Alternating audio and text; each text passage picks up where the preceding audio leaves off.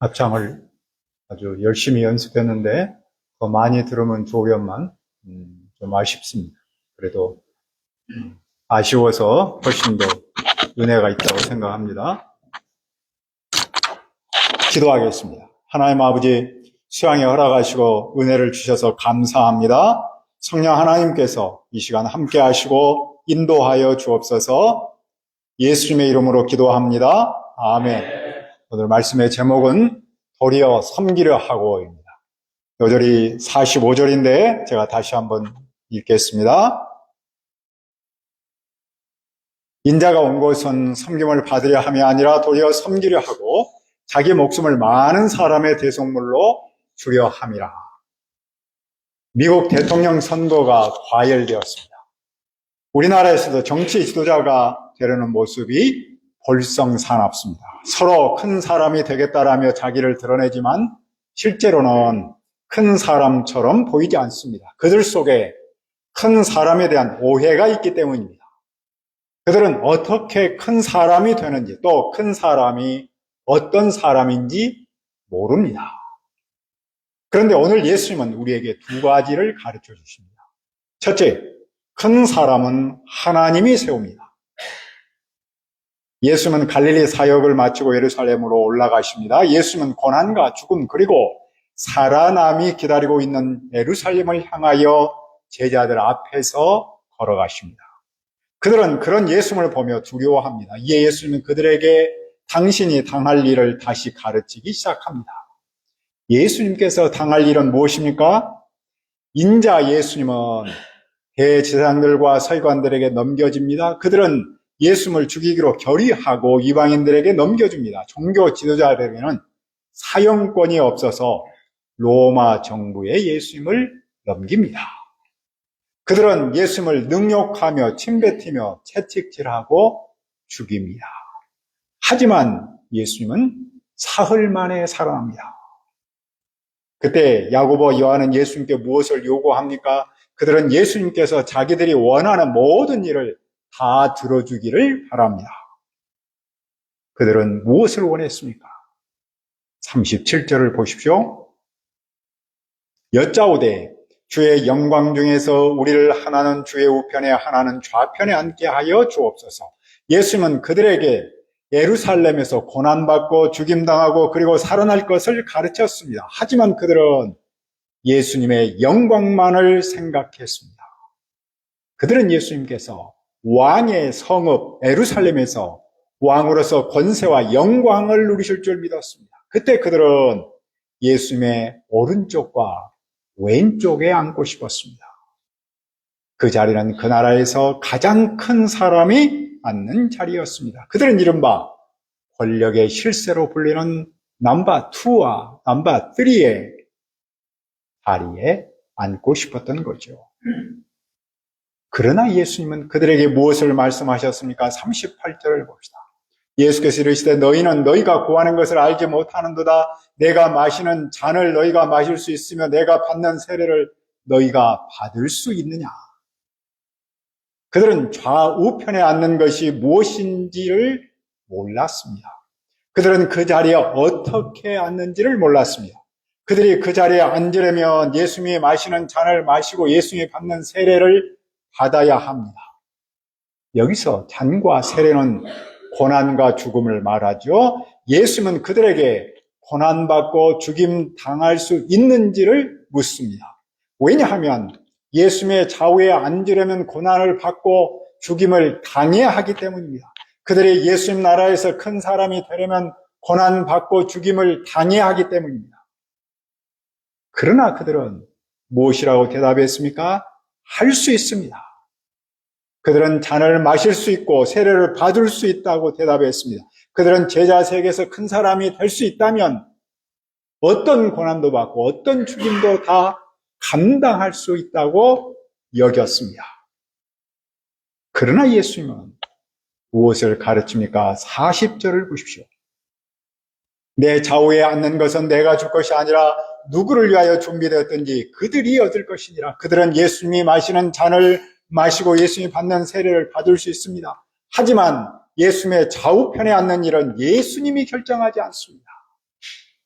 그것은 하나님이 누구를 위하여 준비하셨는지에 따라 결정됩니다.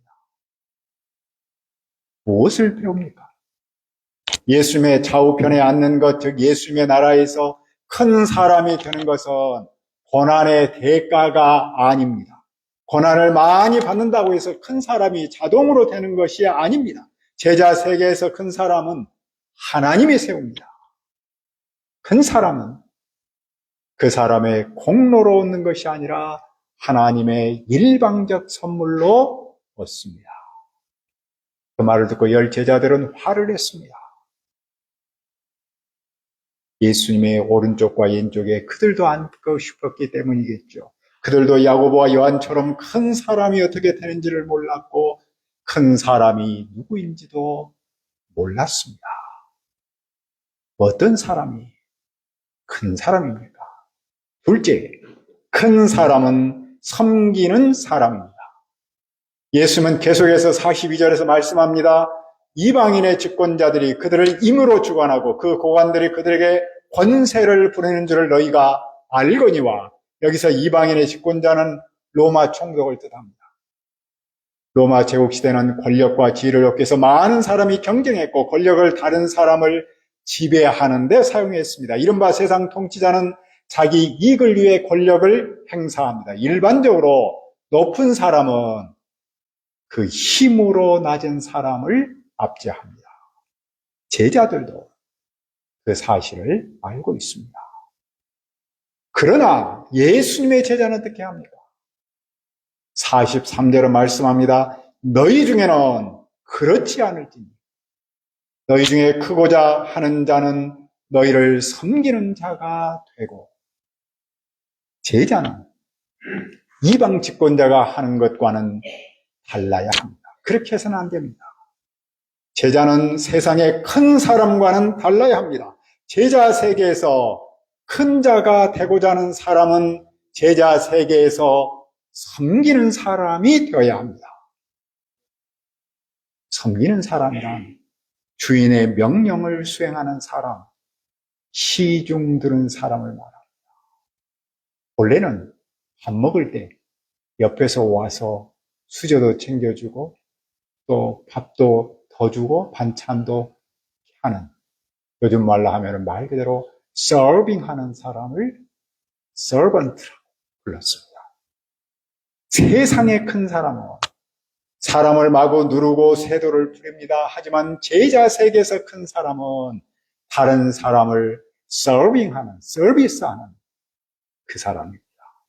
그리고 제자 세계에서 누구든지 으뜸이 되고자 하는 사람은 모든 사람의 종이 되어야 합니다. 으뜸은 첫째를 말하겠죠. 종은 노예를 말합니다. 당시 노예는 자기의 존재 의미와 목적을 위해서 살지 않고 오히려 주인의 존재 의미와 목적을 위해서 살았죠. 제자 세계에서 첫째가 되려는 사람은 제자 세계에서 노예로 살아야 한다는 뜻이죠. 그렇다면 자기 존재 의미와 목적을 세우고 그것을 위해서 사는 것이 아니라 제자 공동체의 존재 의미와 목적을 위해서 살아야 한다는 뜻입니다. 따라서 세상에서의 으뜸과 제자 세계에서의 으뜸이 무엇이 다릅니까? 세상에서는 사회적 지위가 으뜸을 결정합니다. 하지만 제자 세계는 그렇지 않죠. 세상에서는 내면이나 성품보다도 외형이 중요합니다. 하지만 제자 세계에서는 그렇지 않죠. 제자 세계에서는 성품이 중요하고 사람과의 관계성이 중요합니다. 다른 사람 위에 올라서서 그 사람을 통제하는 사람이 큰 사람이 아니라 그 사람을 섬기는 사람이 큰 사람입니다. 그런데 이 말씀은 당시 세계뿐만 아니라 오늘의 세계에서도 기존의 세계관에 정면으로 도전합니다. 세상의 권력의 구조를 뒤집는 혁명적인 말씀입니다. 당시 헬라인은 자유에 대한 의식이 강했습니다. 그들은 속박에 대한 강한 반감을 품었습니다. 그들은 국가에 봉사하는 일을 중요하게 여겼어요. 하지만 종으로서가 아니라 자유인으로서 자발적으로 봉사하는 것을 크게 여겼습니다. 그래서 노예 상태는 경멸받고 거부당했습니다. 다른 사람을 섬기는 일을 가장 낮은 가치로 취급했습니다.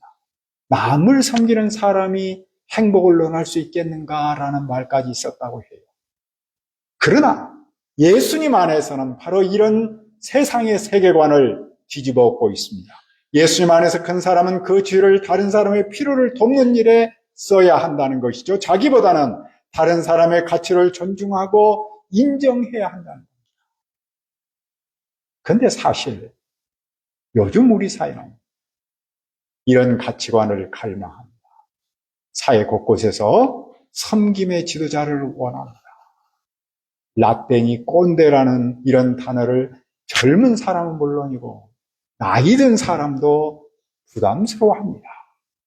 이런 말뿐만 아니라 이런 삶을 사는 사람도 강하게 비판을 받죠. 그만큼 일반적인 우리 사회가 섬김의 지도력을 원한다는 거죠. 하물며 교회 공동체는 어때야겠습니까? 교회 공동체에서 큰 사람은 섬기는 사람입니다.